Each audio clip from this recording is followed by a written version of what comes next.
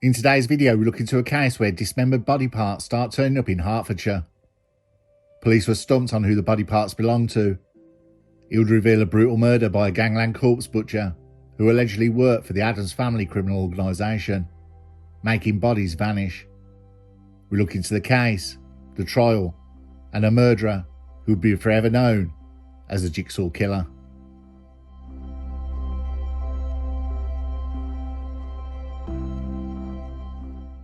We go to Cotterd in Hertfordshire, the 22nd of March 2009.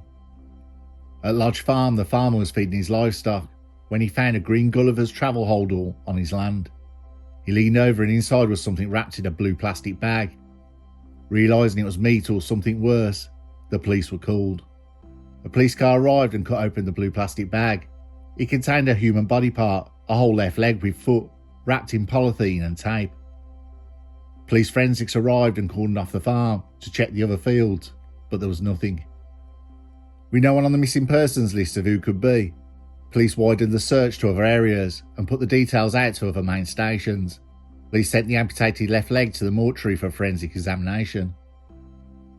A police spokesman said to the press they were keeping an open mind until they investigated all avenues.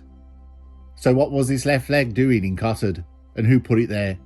Rumours circulated.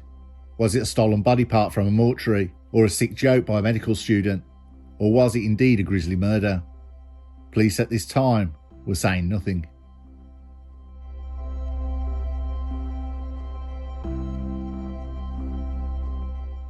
Forensics sent their report through to police.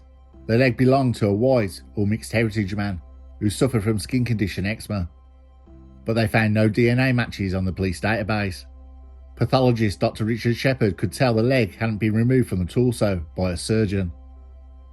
The culprit likely had experience of dismembering bodies, someone with some knowledge who has dissected around the joint from the rest of the body. Police needed to ID who the leg belonged to. Once they do, there is a high chance they could identify the killer. On March 29th, an arm, severed at the wrist, was discovered by dog walkers on Drovers Lane in Wreath-Hampstead, also in Hertfordshire. 2 days later, police were called to a field near Ashforby in Leicestershire after a farmer found a human head. Its eyes, ears and nose had been removed. A week after that, another leg was unearthed by a council pest controller as he worked at a lay-by on the A10 between Buntingford and Puckeridge. The final find was on April the 11th. A farmer rang the police after spotting a suspicious suitcase, a green Gulliver suitcase, in a ditch in Collier's End, Hertfordshire. The farmer remembered the green Gulliver holdall and told police he was going nowhere near it after the finds in previous weeks. Forensics arrived and police found it contained a decomposing torso with a clear 2 stab wounds to the back. The hands were never recovered.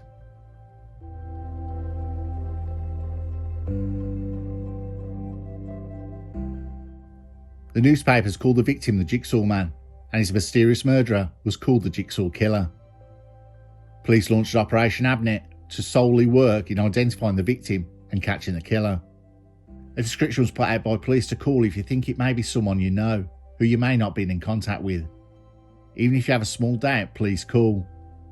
A few days later, a man got in touch to say that his brother, who was not answering his calls, matched the description given by officers. His name was Geoffrey Howe.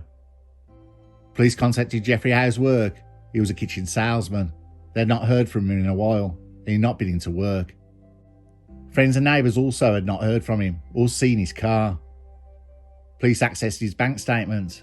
He had purchased gin, tonic water and washing up liquid on March the 8th from Sainsbury's near his home. Geoffrey had made no further transactions since then. The body was identified as Geoffrey Howe, but police would keep this quiet for now. If the killer isn't alerted, he'll most likely think he's still ahead of the game. The next step was to secure Geoffrey Howe's home for forensics. He had 2 lodgers, a man and his partner. When police seen the lodgers, it sent alarm bells ringing. A known criminal called Stephen Marshall.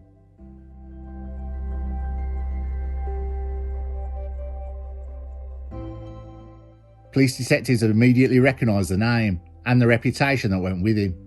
A kind of bogeyman in the criminal underworld. Stephen Marshall was a bodybuilder and a personal trainer from Borehamwood, Hertfordshire.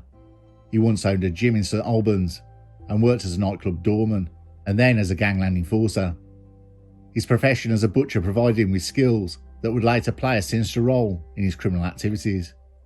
Marshall's association with the Addams family, a prominent organised crime group in London, allegedly the gangland tale that involved him in the rumour of dismemberment and disposal of bodies.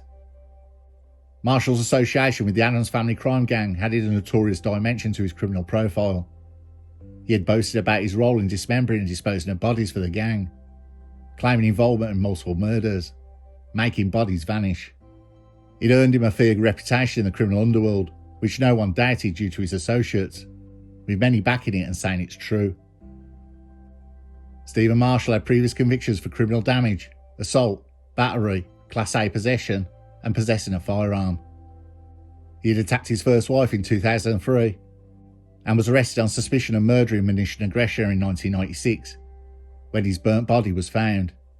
He was never charged, instead appearing as a witness.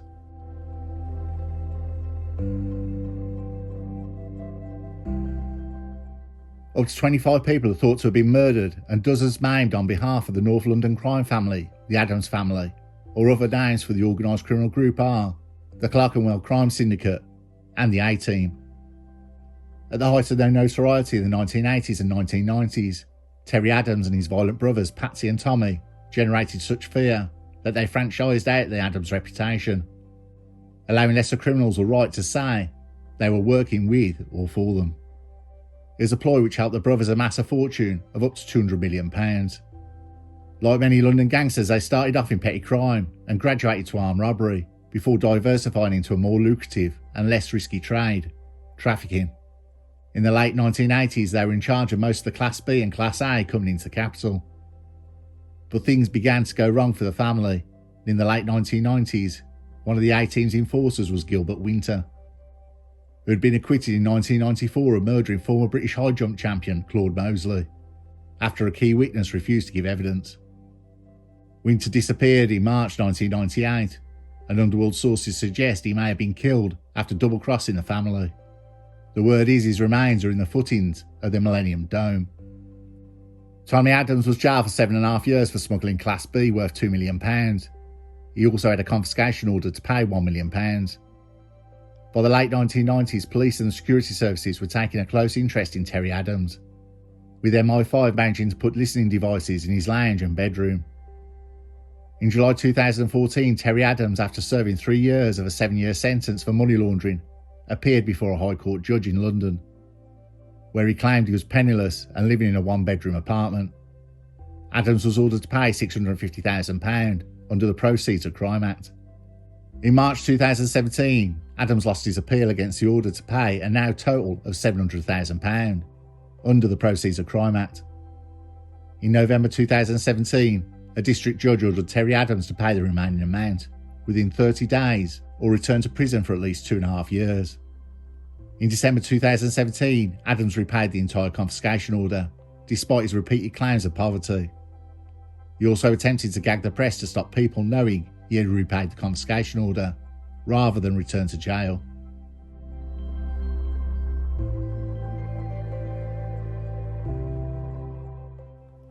The golden days of Stephen Marshall commanding respect and having money, those days now were long gone, and Stephen Marshall was a shadow of his former self. Now a functioning addict and totally broke, he had worked at the same company Geoffrey Howe worked. He was a current lodger of Howe at his flat in Southgate, London. Marshall had lived in the flat since November 2008, after Howe, said to be his drinking buddy, wanted to help him out. He stayed without paying rent, along with his girlfriend Sarah Bush, who was 21 years old, from Southgate. She was an escort. Well, you know what I mean. Geoffrey Howe wanted Stephen Marshall out. They ate all his food, paid him no money, and the two would just be wasted all the time on anything they could get their hands onto. What made it worse for Geoffrey Howe, Stephen Marshall had only meant to be staying several days and had been there for months and refused to leave. Geoffrey Howe complained about the situation to a friend at Christmas time. The unwelcome lodgers were fraudulently claiming housing benefit by forging Geoffrey Howe's signature, saying he was leasing the property to them. Sarah Bush met Stephen Marshall when he hired her as an escort. He made her change her name from Sarah to Sarah. She spent most of her childhood in care and had 2 children, the first she had when she just turned 15 years old, and died aged 10 days. She had 2 previous convictions for assault and possession of Class B.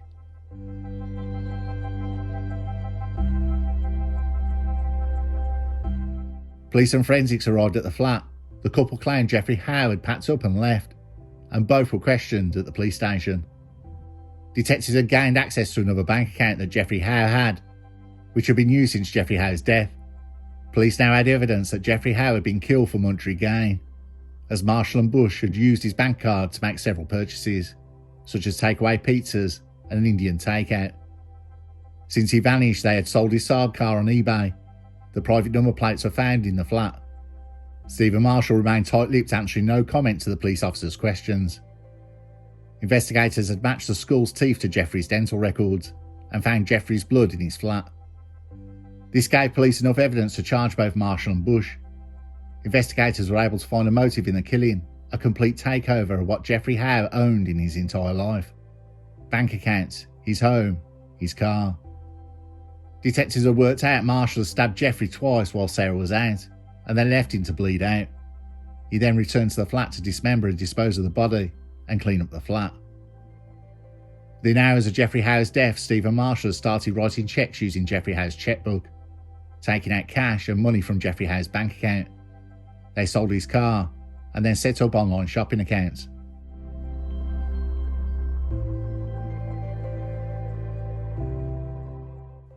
On January 12, 2010, the murder trial began and was held at St Albans Crown Court.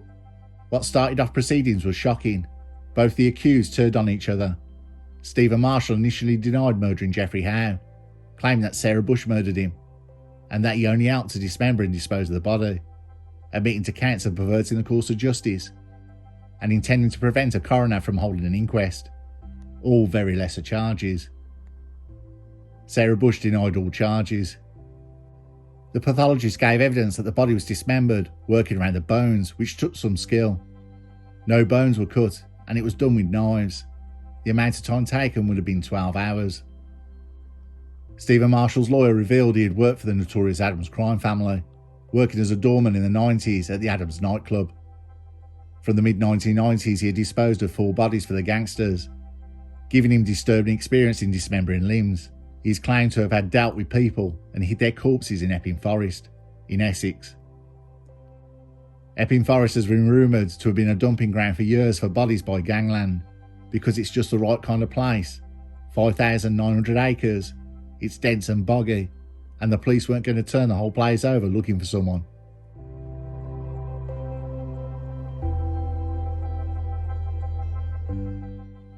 Stephen Marshall was handed a life sentence with a minimum term of 36 years before being eligible for parole. Sarah Bush was given 3.5 years for perverting the course of justice. Detective Superintendent Michael Hanlon said later about Stephen Marshall, about previous 4 bodies, the detective said, "We haven't identified any of the victims that he spoke of in court, and it's a line of inquiry we'll be pursuing.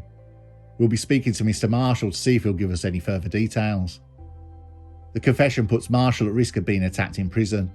Insiders believe he, and possibly relatives, will have to be given police protection against revenge attacks, and to ensure nobody can stop him testifying about what happened. Since his conviction, he has refused to speak to the police.